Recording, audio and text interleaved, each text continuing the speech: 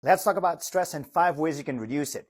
Nowadays, we all have way too much stress, making your adrenals, your stress handling organs, work overtime and produce high amounts of cortisol, the stress hormone. You see, cortisol is good when it's needed, but high amounts of it keeps you in that ever-ready fight or flight state that causes breakdown of the body in the long run. So how do you reduce the effects of stress on your body? Let's talk about that. Number one is deep breathing. Now do this with me. Take a deep breath in. Did your chest rise? Well, then you're breathing wrong.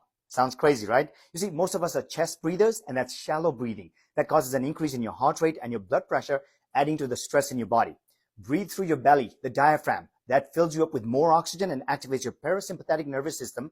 That's the calming part of your nervous system, which helps get you relaxed and reduces stress hormones.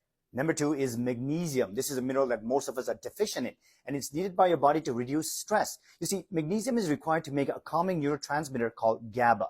This calms the brain, your nervous system, and relaxes the body. 300 to 500 milligrams of magnesium glycinate a day, and if you take it at night, it'll help you sleep better. And talking about sleep brings me to number three, prioritize sleep. I know when you're stressed, you just cannot sleep. Well, that's because cortisol and melatonin, the sleep hormone, have an inverse relationship. When cortisol is high, melatonin is low, and that affects your sleep. So try the two things I mentioned earlier right before you go to bed and get a good night's sleep.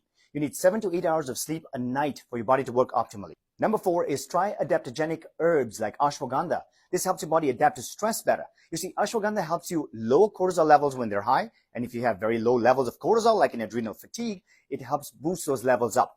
200 to 500 milligrams per day. Number five is pay attention to your gut health. You'll be surprised to hear that the gut health influences your stress levels. The microbiome, the good and bad bacteria in our guts, are responsible for making many neurotransmitters in the brain. There is something called the gut-brain axis, and that's a two-way communication between your gut and the brain. So having a healthy microbiome helps improve your stress and your moods. So eat enough fiber and take some probiotics. I know I said I was going to give you 5 ways to reduce your stress, but here's a bonus one. Exercise. Physical activity is a fantastic stress buster. That's why I suggest simple exercise like walking for 30 minutes in a day. You see, exercise releases endorphins in your body. These are natural mood boosters.